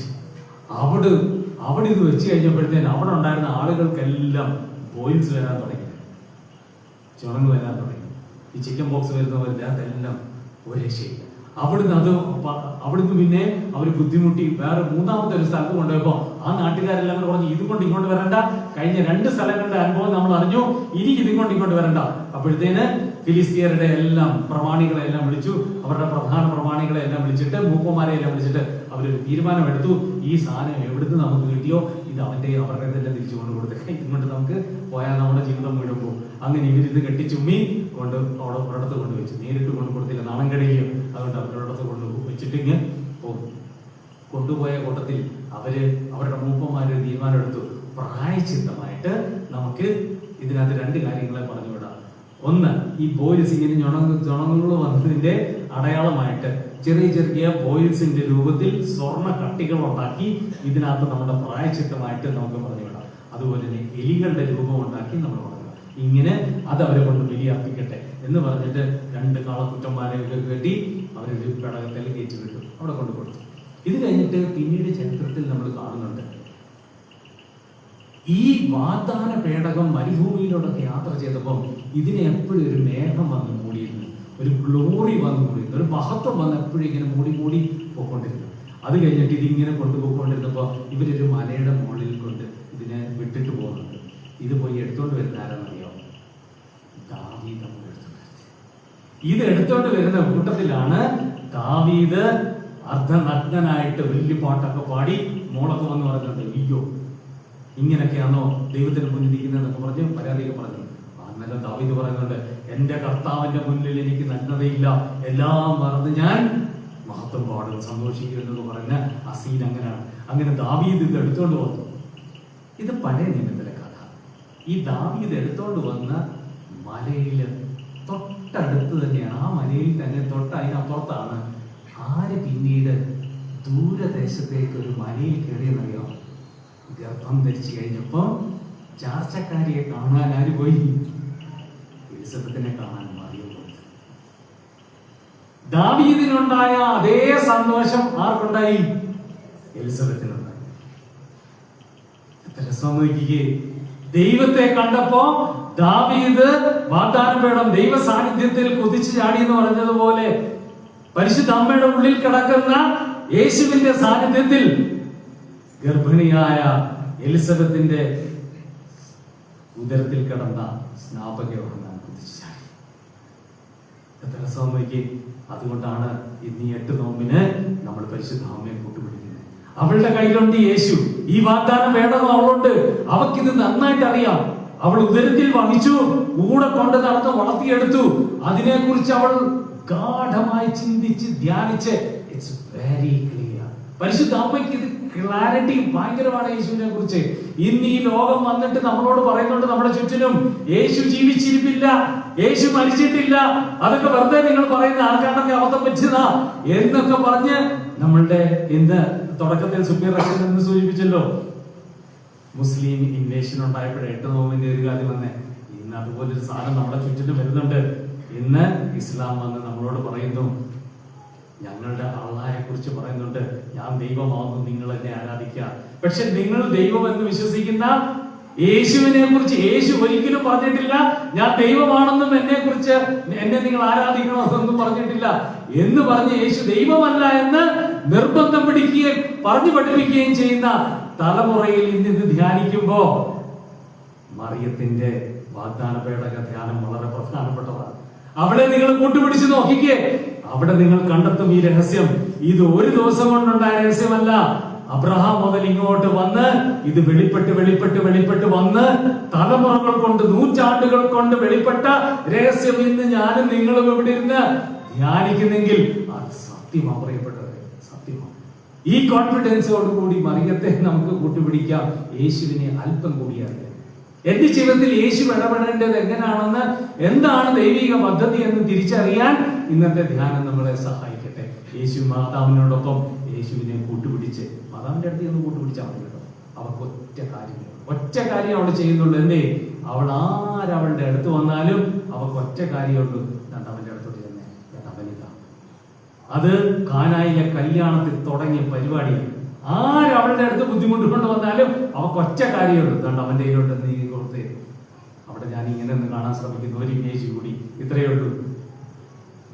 വെള്ളം കൊണ്ട് അവളുടെ കൊടുത്തത്, അവന്റെ കൊടുത്തതിൽ വെറും പച്ചവെള്ളം, രുചിയില്ല, നിറമില്ല, മണമില്ല, ഒരു കഴിവുകളും ഇല്ലാത്ത എന്റെ ജീവിതമാണ്. അവന്റെ കയ്യിലോട്ട് കൊണ്ടു കൊടുത്തപ്പോ അത് നിറവും വീര്യവുമുള്ള വീഞ്ഞാക്കി മാറ്റി. തീർന്നില്ല അവിടുന്ന്.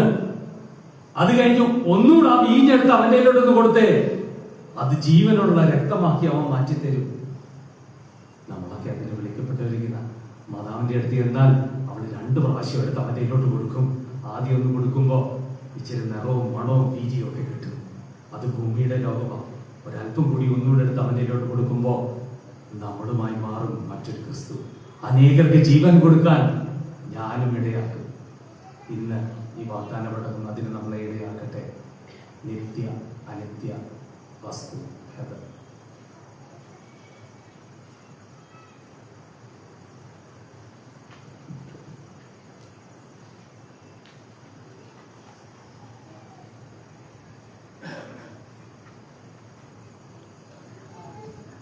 പ്രിയമുള്ളവരെ, നാം ഇന്ന് മാതാവിനെ കുറിച്ചുള്ള ധ്യാനങ്ങൾ കേട്ടു.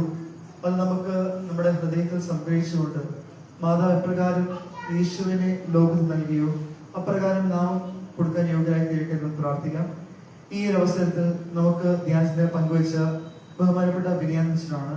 അച്ഛൻ നമുക്കെല്ലാം സുപരിചിതനാണെന്ന് എനിക്കറിയാം. കാരണം അച്ഛൻ ETR ഉള്ള കാലത്ത് അച്ഛൻ സൺഡേ സ്കൂൾ ഡയറക്ടറൊക്കെ ആവുകയും അച്ഛൻ മുംബൈ, പൂനെ മുതലായ മേഖലകളിൽ വന്ന് ക്ലാസ് എടുക്കുകയൊക്കെ ചെയ്ത് ഞാൻ ഇപ്പോഴും ഓർക്കുന്നുണ്ട്. ഞാനൊരു ബാലനായിക്കൊണ്ട് മുംബൈയിലുള്ളപ്പം അച്ഛൻ അവിടെ വന്ന് ക്ലാസ് ഒക്കെ എടുത്തിട്ടുണ്ട്.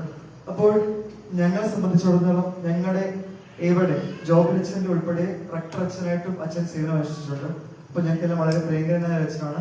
അപ്പോൾ അച്ഛൻ ഇവിടെ ഞാൻ ക്ലാസ് എടുക്കാൻ വന്നപ്പോൾ ഇങ്ങനൊരു ധ്യാനചിന്ത നൽകാമോ എന്ന് ചോദിച്ചപ്പോൾ വളരെ സ്നേഹത്തോടു കൂടിയാണ് അച്ഛൻ അതിനെ സമർപ്പിച്ചത്.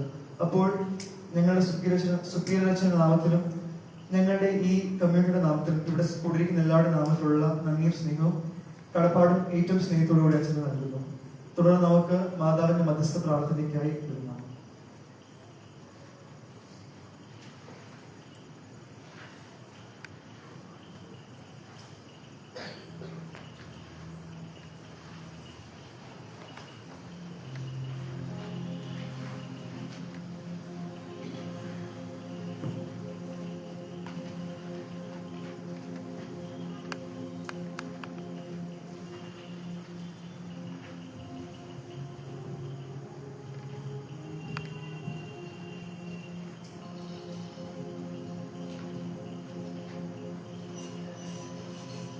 ധന്യേ നിൻ പ്രാർത്ഥന മേവട്ടെ ഞങ്ങളോടും നീ ചർച്ചന കേട്ടേ പുണ്യം നാഥൻ എന്തോരത്യം ഭൂമിപുത്രി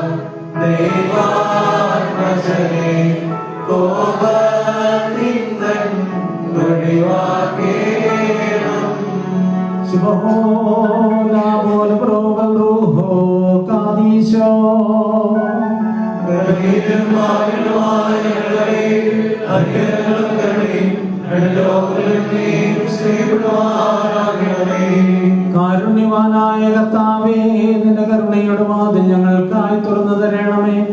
ഞങ്ങളുടെ ശരണം നിന്നിലായിരിക്കുന്നതിനാൽ ഞങ്ങൾ ലജ്ജിച്ച് പോവുകയും അരുതേ. നീ മുഖാന്തരം സകല ദുരിതങ്ങളിൽ നിന്നും വീണ്ടുകൊള്ളപ്പെടുമാറാകണമേ.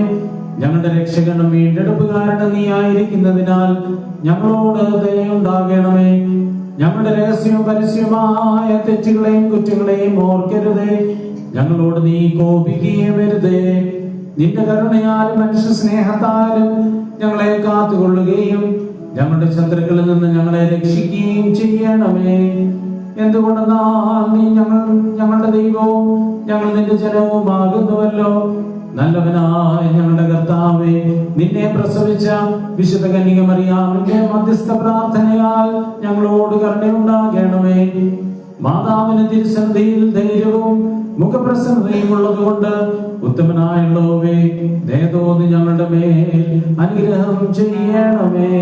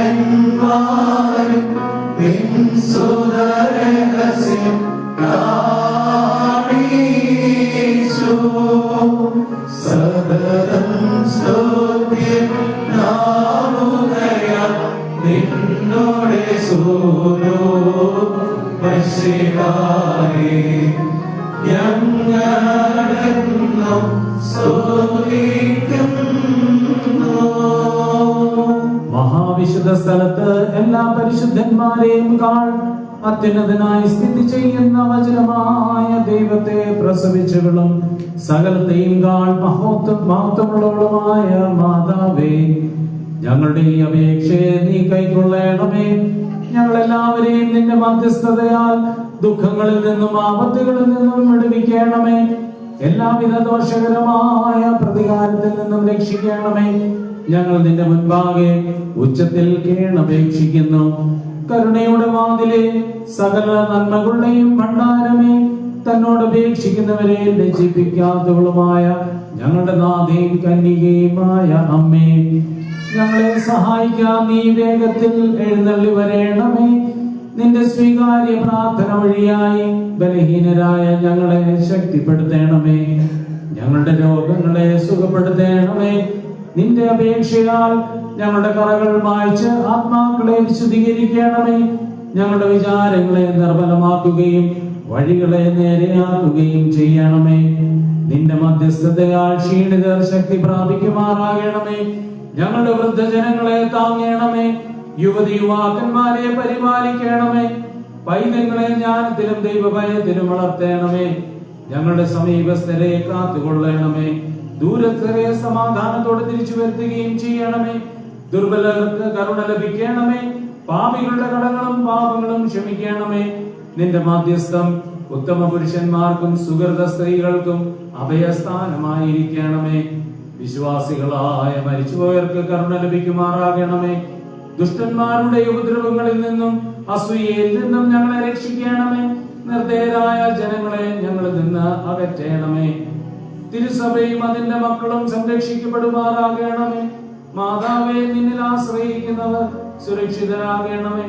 ശ്രേഷ്ഠകരമായ നിന്റെ പരിശുദ്ധതയുടെ മുൻപിൽ നിൽക്കുന്ന ഈ ദാസരുടെ അപേക്ഷകളെയും ജാഗരണങ്ങളെയും സ്വീകരിക്കണമേ.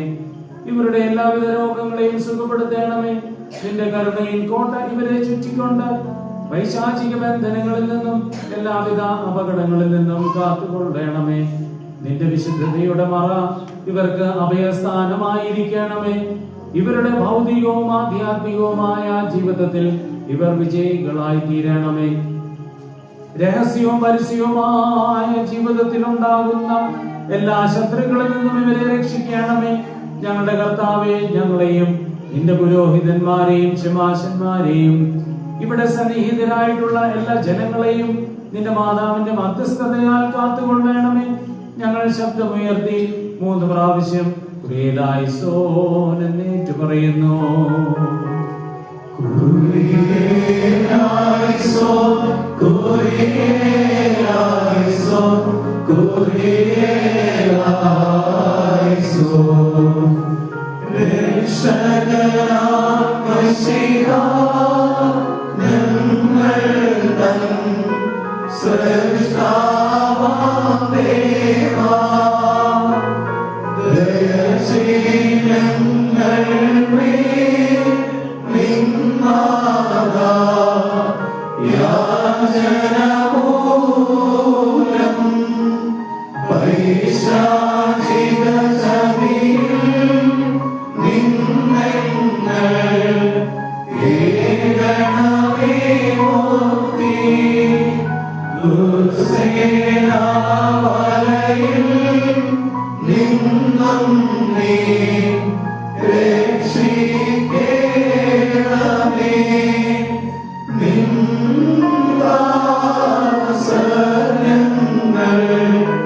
നാദാതൃക്കൈയിൽ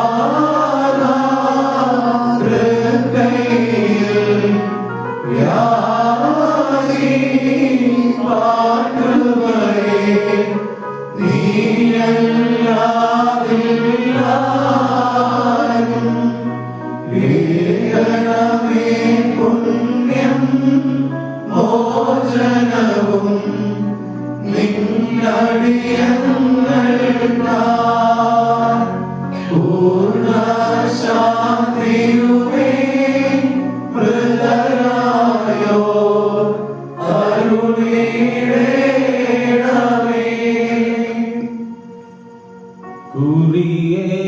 കുരിയലായിസോൻ, കുരിയലായിസോൻ, കുരിയലായിസോൻ, കുരിയലായിസോൻ, കുരിയലായിസോൻ.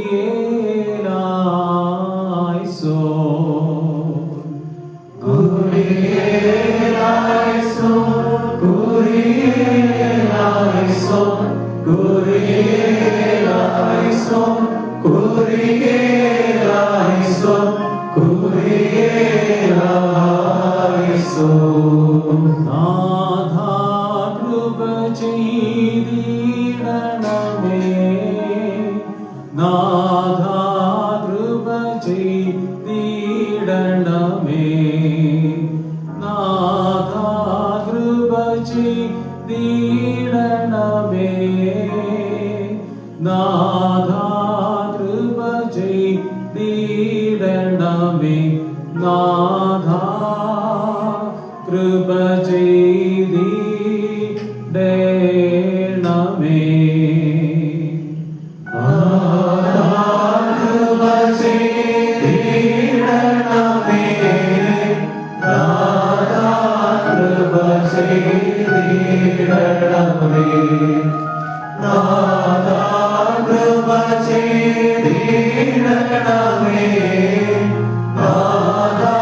കൃപ ചെയ്തിടണമേ.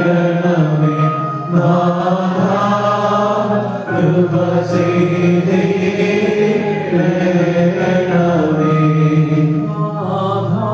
കൃപ ചെയ്യണമലിവാൽ നാഥാ കൃപ ചെയ്യണമലിവാൽ നാഥാ കൃപ ചെയ്യണമലിവാൽ നാഥാ കൃപ ചെയ്യണമലിവാൽ നാഥാ കൃപ ചെയ്യണമലിവാൽ നാഥാ കൃപ ചെയ്യണമലിവാൽ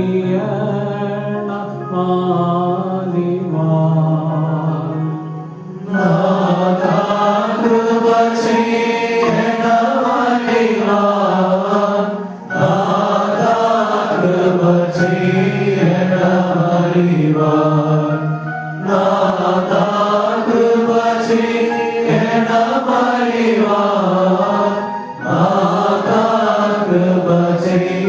ചെയ്യണമലിവാൽ നാഥാ കൃപ ചെയ്യണമലിവാൽ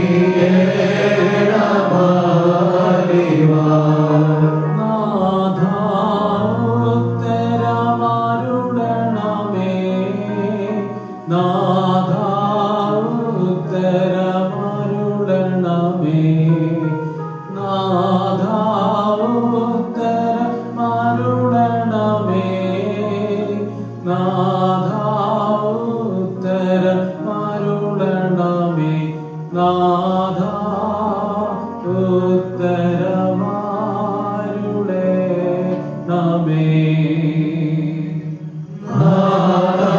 ഉത്തരമരുളണമേ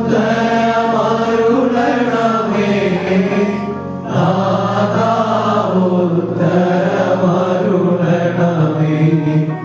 നാഥാ ഉത്തരമരുളണമേ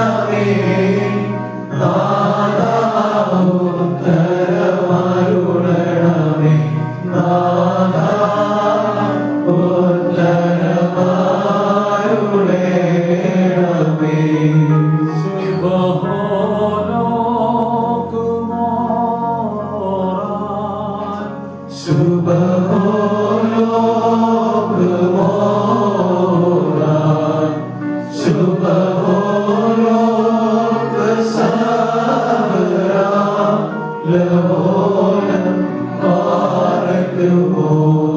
സ്വർഗസ്ഥനായ ഞങ്ങളുടെ പിതാവേ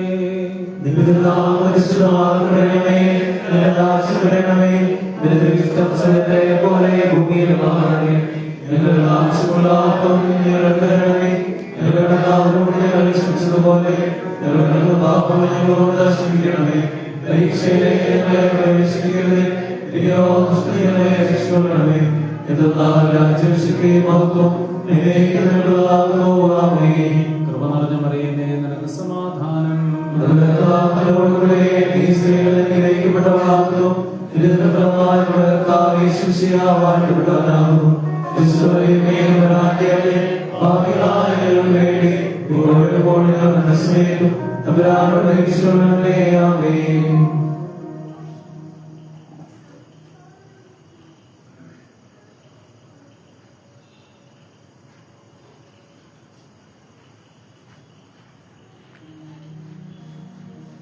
പ്രിയമുള്ളവരെ, ഇന്നത്തെ ശുശ്രൂഷകൾ ഇവിടെ അവസാനിക്കുന്നു. എന്നാൽ എട്ട് നോമ്പിന്റെ ശുശ്രൂഷകൾ രാവിലെയും വൈകിട്ടുമായിട്ടാണ് നാം അനുഷ്ഠിക്കുക. അപ്പോൾ ഓരോ യാമങ്ങളിലും ഈ ദേവാലയത്തിൽ പ്രാർത്ഥനയുണ്ട്. കഴിയുന്നവർക്ക് വന്ന് പങ്കെടുക്കാം. പക്ഷെ ഞങ്ങൾ ഇവിടെ നിങ്ങൾ ഏവരെയും ഓർത്ത് പ്രാർത്ഥിക്കുന്നതാണ് എന്ന് വാഗ്ദാനം ചെയ്യുന്നു. അപ്പോൾ നാളത്തെ ക്രമീകരണങ്ങളും ഇപ്രകാരമാണ്. നാളെ പ്രഭാതത്തിൽ 6 മണിക്ക് പ്രഭാത പ്രാർത്ഥനയും 6:45 വിശുദ്ധ കുർബാനയും ഉണ്ടായിരിക്കുന്നതാണ്. വൈകുന്നേരത്തിൽ 6:45 ജപമാല പ്രാർത്ഥനയും തുടർന്ന് 7 മണിക്ക് സന്ധ്യാപ്രാർത്ഥനയും. അതിനുശേഷം മരിയൻ ഭക്തിചിന്തകൾ പങ്കുവെക്കാനായിട്ട് ഫാദർ മാത്യു നിരാട്ടിൽ അച്ഛൻ വരികയുണ്ട്. അതിനു ശേഷം മധ്യസ്ഥ പ്രാർത്ഥനയും ഉണ്ടായിരിക്കുന്നതാണ്. അപ്പോൾ ഇന്ന് ഇവിടെ സംബന്ധിച്ച എല്ലാവർക്കും പരിശുദ്ധ അമ്മയുടെ മധ്യസ്ഥതയിൽ പ്രാർത്ഥിക്കുന്നു. നമുക്ക് ഇന്ന് ലഭിച്ച അനുഗ്രഹങ്ങളും കൃപയ്ക്കും ദൈവത്തിന് നന്ദി പറയാം. അതോടൊപ്പം തന്നെ നമ്മുടെ അനുദിന പ്രാർത്ഥനകളിൽ ഈ പൂനെ മേഖലയിൽ നമ്മോട് ചേർന്നിരിക്കുന്ന എല്ലാവരെയും പ്രത്യേകം ഓർത്ത് പ്രാർത്ഥിക്കുകയും ചെയ്യാം. ഇന്നത്തെ നമുക്ക് പ്രാർത്ഥനയ്ക്ക് ശേഷം നേർച്ച ഉണ്ടായിരിക്കുന്നതാണ്. അപ്പോൾ ഇന്നത്തെ നേർച്ച നമുക്ക് വേണ്ടി സ്പോൺസർ ചെയ്തിരിക്കുന്നത് ബഹുമാനപ്പെട്ട ടി വർഗീസ് അച്ചായനും കുടുംബമാണ്. അപ്പോൾ കുടുംബത്തെ നമുക്ക് ഇന്ന് പ്രത്യേകം ഓർത്ത് പ്രാർത്ഥിക്കാം. അവരുടെ എല്ലാ പ്രാർത്ഥനാ നിയോഗങ്ങളെയും നമ്മുടെ നിയമങ്ങളോട് ചേർത്ത് പരിശുദ്ധ അമ്മയുടെ മധ്യസ്ഥതയിലൂടെ ദിവ്യകുമാരൻ നമുക്ക് സമർപ്പിക്കാം.